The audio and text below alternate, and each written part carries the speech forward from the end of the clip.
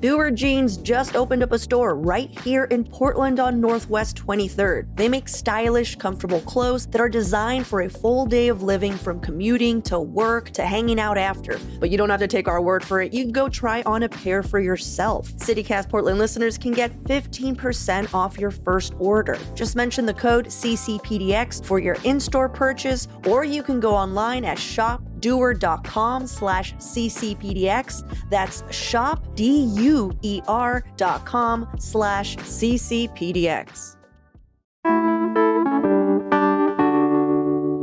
Today on CityCast Portland, we're looking into the latest court maneuvering that's happening in connection with federal troops being deployed to our South Portland ICE facility and the government shutdown's impact on SNAP food benefits in Oregon. We're also breaking down the arguments for and against the Portland Parks levy ballot measure, as well as going through some of the endorsements it's racked up. Joining me on this midweek roundup are Stumptown Savings founder Bryan Vance and our very own executive producer John Notarianni. Happy Halloween, it's Friday, October 31st. I'm Claudia Meza, and this is what Portland's talking about.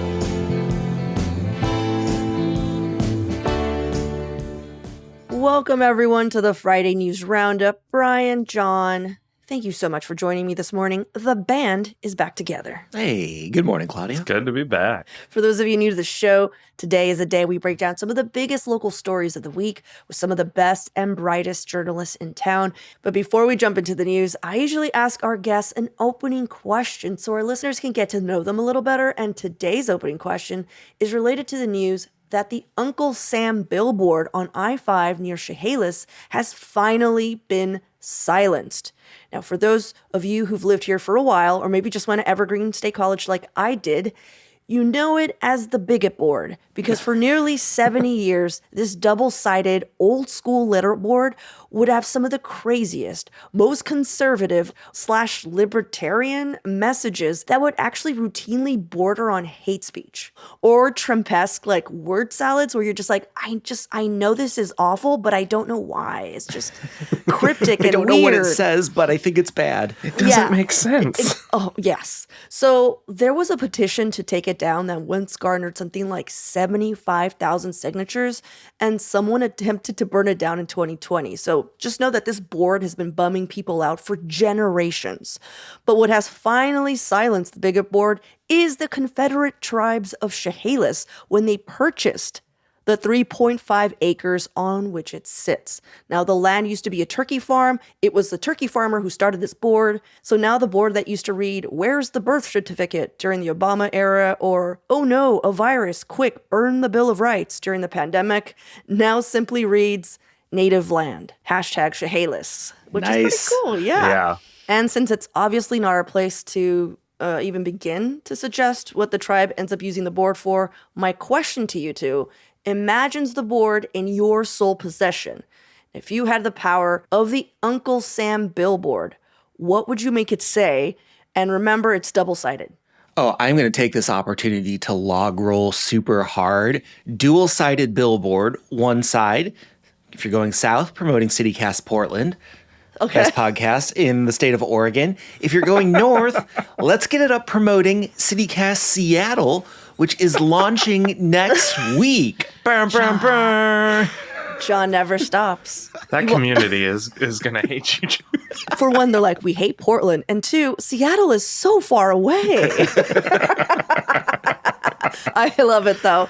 I love the chutzpah. What about you, Bryan? Oh, man, I don't have anything clever. Like, honestly, hearing that it's like a former turkey farm, I'd probably just make turkey puns, like, all day. Like, gobble, gobble on one side, and I don't know what else on the other. Like, I'm just glad it's not a hate billboard anymore. Which would be a historic moment. Generations would be like, remember that weird Uncle Sam billboard that just had turkey jokes on it? Yeah, exactly. Like, be like, what's the deal with that?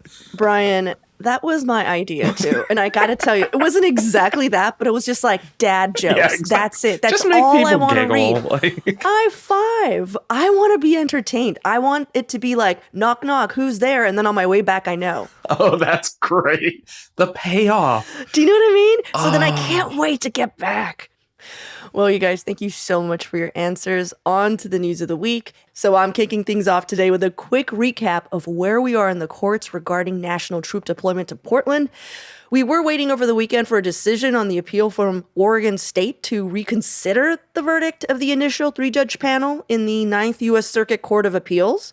You might remember that on October 20th, this panel ruled 2-1 to side with the Trump administration on the matter of sending federalized troops into Portland, pretty much dissolving whatever temporary restraining order a lower court U.S. District Judge, Karen J. Immergut, had put in place, and she had put 2 in place.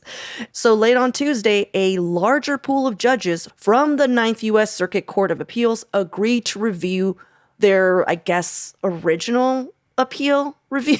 Just they're basically Do their going, job. yeah, we're gonna look at this again. So back to square one on waiting to know if troops will in fact be officially allowed in. And I say officially because according to reporting from Maxine Bernstein from the Oregonian, a small number of Oregon National Guard troops were already on the ground of the South Portland ICE facility just hours after Judge Immergut had issued her first temporary restraining order barring them from entering our city. And that was way back in October 4th. And I just want to point out, John, I know you know this, that a listener, Rich P, had written to us on October 4th, pretty much saying, hey, I'm pretty sure the troops are here. He called it. He's like, because I've seen them with my own eyes. He's like, I Right. might be going crazy. Men in fatigues. But they don't look like ICE agents. But the official story has always been, nuh-uh.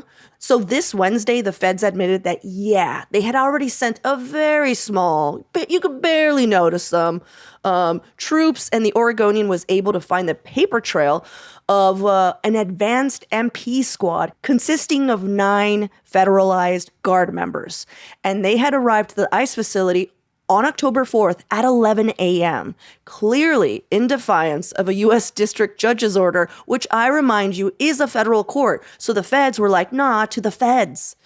This unlawful action will most probably come up since a 3-day trial already started this Wednesday where U.S. District Judge Karen J. Immergut is reviewing underlying merits of the state of Oregon, California, and city of Portland's challenge to Trump's mobilization of National Guard members into federal service in Oregon. They're going to the Wayback Machine. They're just like, but like, is this even like legal? Like, is this even, can we just go back?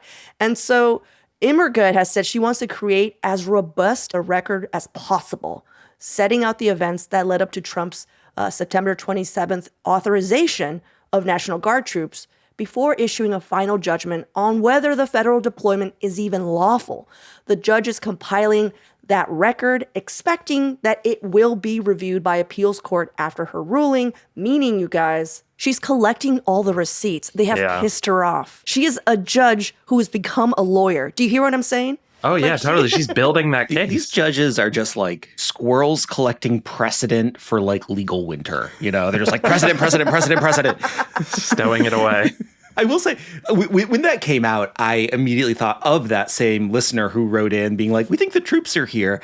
And I flashed back to the moment of like, that could be true, but like, how much do we want to lean into paranoia of just imagining that like the federal government is lying to us? And I was like, we don't have any confirmation of the troops being here. But of course, it comes out after the fact that like they were here. Yep, the troops are here. I mean, and I will say it was like what, 8 or 9 troops at the Small ICE group. facility, It was which 9, which is a far cry from like the 200. Official. True. The 200 Official that will be report. employed. But Yeah. yes, official, like who knows? There could have been another 175 in the basement. Who knows? They could be in the basement, like Brian just said. I just want to point out that I believe Rich P the whole time. Rich, we stand with Rich P. Yeah. Because he's like, well, who the fuck is flying the Black Hawk helicopters? And I'm like, probably federal troops. Right. Let's be honest. The It's not PPB ICE. didn't suddenly get that. ICE doesn't have that. Like, I know. While, yes, having federalized National Guard in our city is unsettling, ICE is beginning to ramp up their activities in the Portland metro area. And you know, this administration is all about moving under distractions. I mean, most of us have conjectured that this entire thing started because they simply don't want to release the Epstein files. But now, as most of our attention is at the South Portland ICE facility building, ICE is creeping closer to arresting parents as they drop off their kids to school. Historically, guys, ICE policy barred agents from operating in certain sensitive locations, including schools.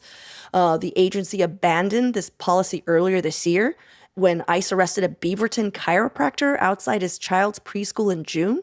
And immigration agents have recently been reported outside schools in Woodburn, Wilsonville, and Gresham. Sometime, I think on October 20th, federal agents detained a parent about 100 feet from J.W. Pointer Middle School in Hillsborough shortly after their child was dropped off. And according to OPB, between October 14th and the 23rd, ICE made at least 8 arrests in Hillsborough and 4 last Thursday alone. So now parents and teachers in Hillsborough are creating ICE watch patrols. We're talking walkie-talkies, guarding intersections. It's an actual mobilized effort to keep parents and kids safe, which is really sad. Just like to think that we're creating this like That we have to. yeah, You know, this, like that like to private protect militia. ourselves against to protect ourselves against federal tyranny. Exactly. Yeah. Unarmed, I might say. It's not like a real militia. I said the word Right. militia. But it's scary because I'm like, do we have to do this, you guys? It's like a neighborhood watch to watch for the feds. Do I have to buy a gun?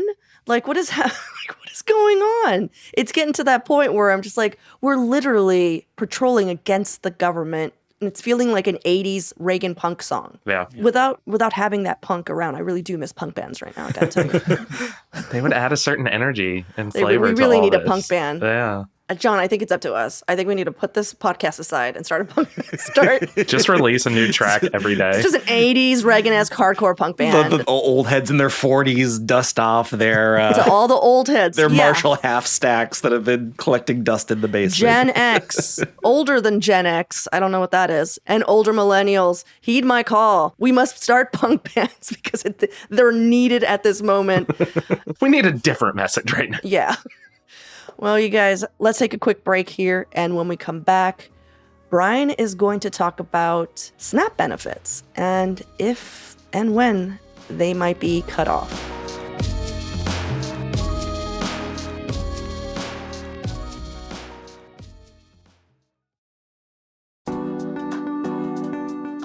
You know, traveling after Labor Day might be a cheat code because trails and beaches are less crowded and we're past all those scorching hot days. So if you're looking to explore a bit more of Oregon before the rains come, skip Airbnb and Vrbo and hit up Cascadia Getaways. They're locally owned and operated by Oregonians who love this state as much as you do. Plus, they're on average 5 to 15% cheaper than most of these larger vacation rental platforms. They've got stunning homes across Mount Hood, the coast, Central Oregon, and more. And if you're currently in the market for someone to manage your vacation property, Cascadia Getaways is always looking for local partners. Whether you choose to book with Cascadia Getaways or another property manager, remember just to book direct, book local, save money. It's a win-win. Visit CascadiaGetaways.com to book your next trip or connect with their team. That's CascadiaGetaways.com.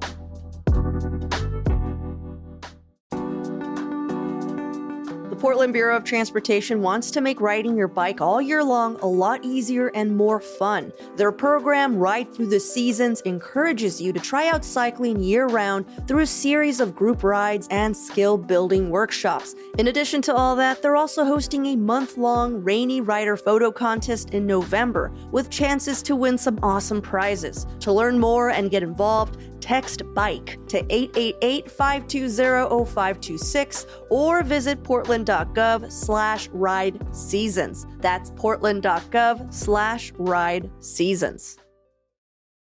All right, Bryan, let's go. Well, the other big story that's happening nationally is the federal government has been shut down for quite a long time now.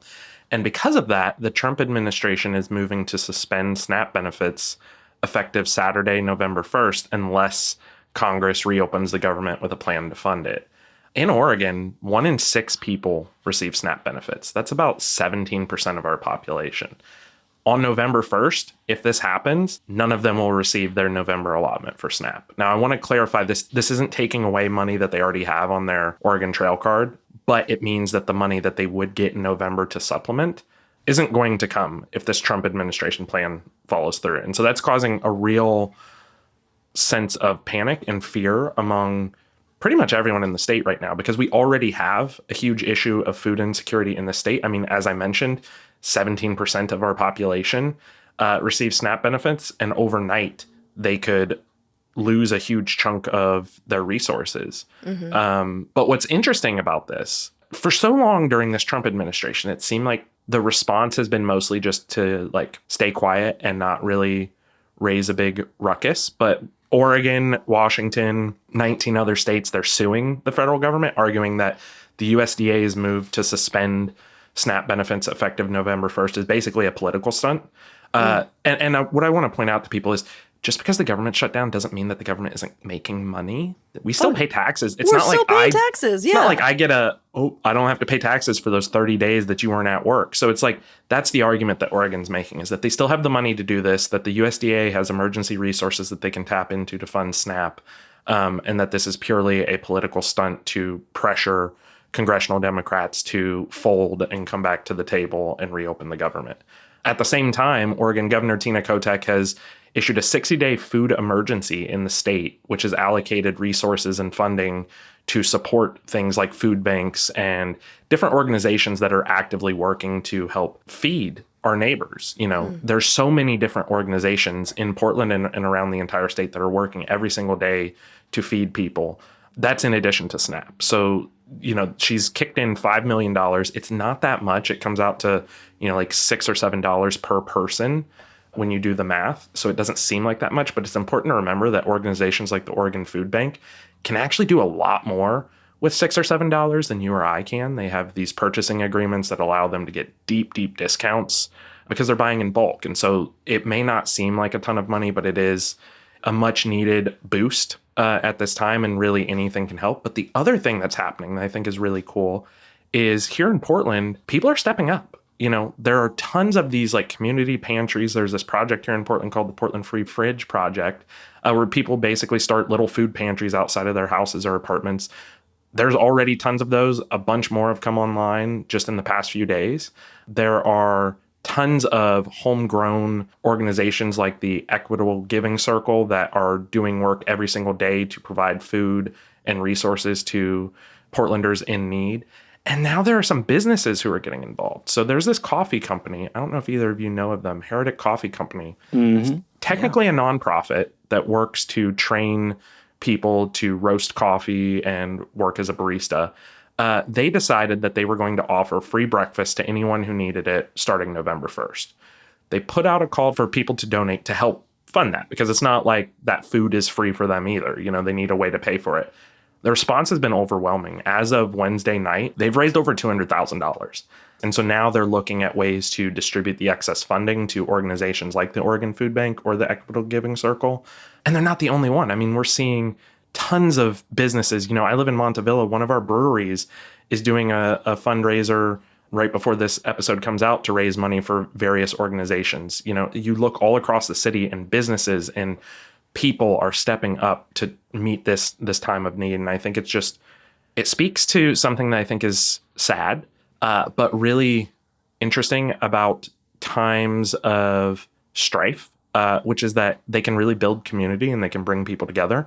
And what we're seeing both with the, what you were talking about earlier, Claudia, with the ICE protests and everything, and then here with the potential SNAP shutdown, is we're seeing Portlanders rally together, team up and work to kind of face these issues head on. And I just think it's a sign of where our city's heading in the long term. Like we're building community in so many different ways here, from frog suits to feeding people, And it's just a impressive response to what is ultimately designed to be an oppressive regime designed to crush all hope and a feeling of unity. So. Exactly. Yeah. I do think it's worth sort of like unraveling this a little bit. Like, okay, these SNAP benefits are potentially ending because of the government shutdown, Well, why is the government shutdown happening?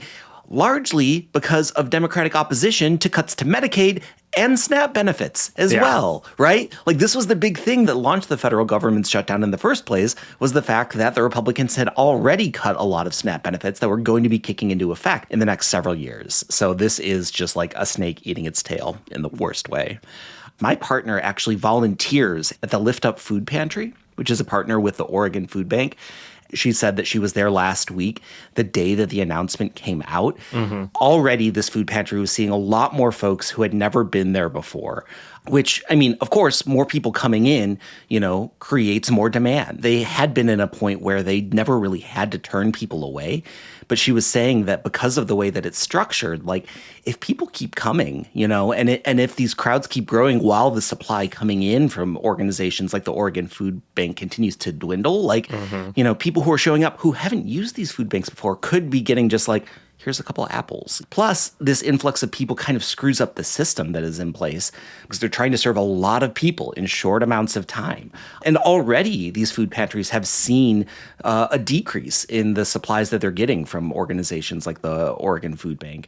There was a cancellation of a federal contract for dairy not that long ago, which is leading to a lot less of that in these food banks as well. And it's worth noting, like, of course, monetary donations are so important, but you can also donate food directly to a lot of these food pantries, right? Like individuals, if you have excess food, like they are able to take it. There are a ton of ways to be able to support these organizations in addition to just like monetary donations. But also volunteer, because as you pointed out, like these are sort of delicate logistical machines that they're running. And one of the other things that they can always use more of is like people who can help, move the donations and sort it, people who can help distribute the donations. If you have an extra few hours a month, like these organizations could definitely use it right now. Yeah. And you can check them out. Literally just Google nearest food bank. We have one here in St. John's. I feel like every community has one. At least. So please check that out. I will also add, Rachel, our Hey Portland newsletter editor, in Thursday's edition just put out a really great list of over 100 organizations that was put together by Cascadia Health across the entire city, offering food assistance, food banks, food pantries, and stuff. So we'll throw a link to that in the show notes. So if you know anybody who's in need, there's a lot of great resources out there. And I would also say Tina Kotek's emergency order is the state has spun up some resources specifically designed to help facilitate things right now. So they've set up a new website, needfood.oregon.gov, which makes it a lot easier to find a lot of these resources, but also 211. So you can dial 211 at any time if you need help finding a place to get food, if you're unsure of what's happening with your SNAP card, if you have any questions at all about all this stuff, that's a great resource as well. Nice. Hopefully, Governor Kotek will also perhaps use the National Guard to assist food banks like Governor Gavin Newsom did. Heck yeah. He did do it as a Californian. It wasn't the federalized The federal troops doing it, yeah. Yes. So we could do the same. They're all going to be here in Portland. Yeah, let's put them to use in a way that's actually beneficial. Yeah. All right, well, let's take a quick break here. When we come back, John is going to break down this park levy.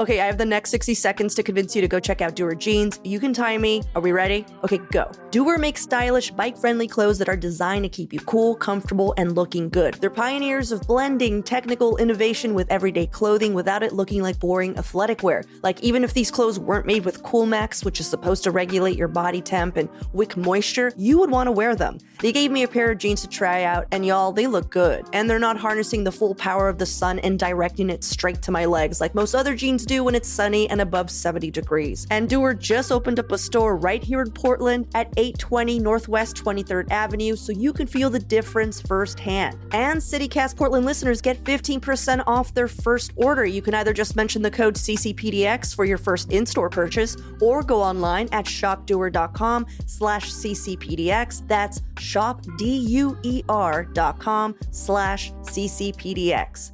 60 seconds on the dot.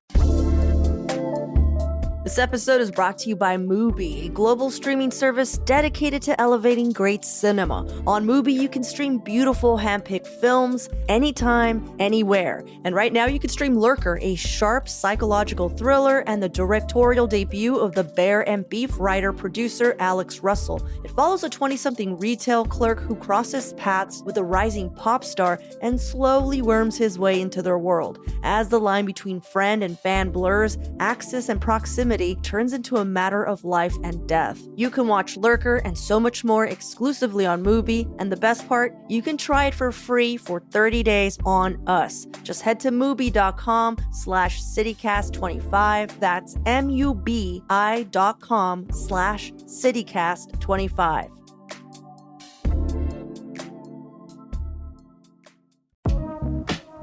You've probably heard that downtown Portland has a few more empty storefronts than most of us would like.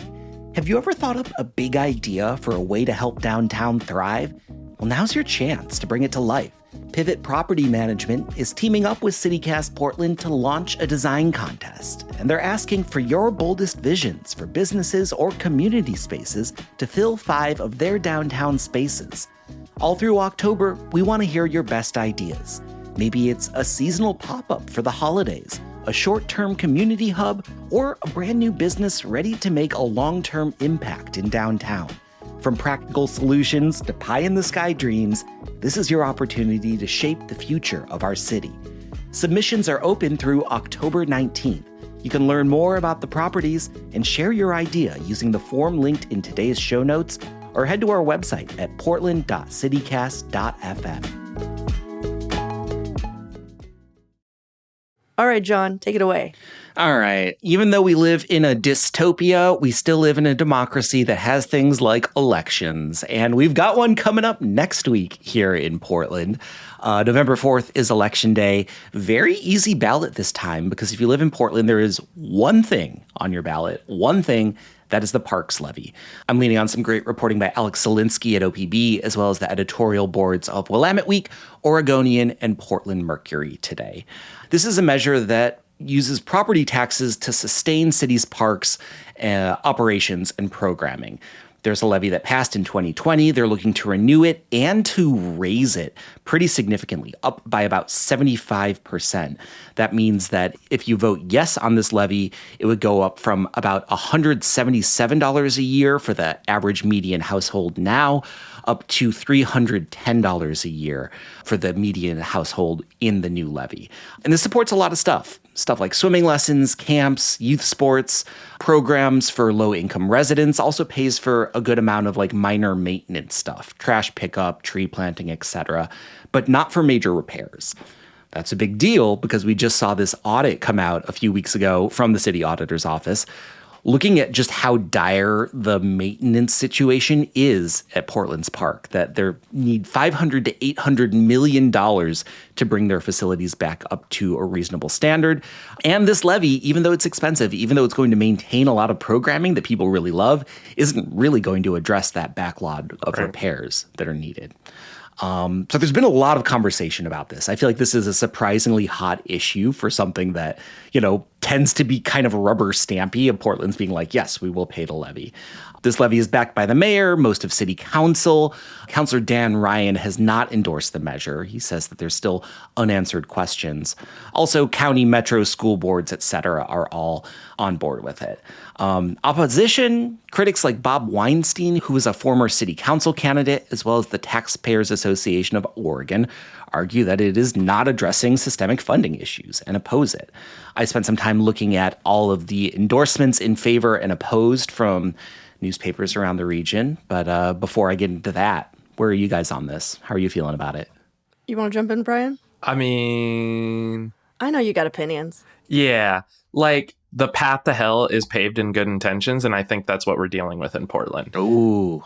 We have had decades of us greenlighting new programs, greenlighting new projects, and not thinking about the long term. And that's what we're dealing with right now.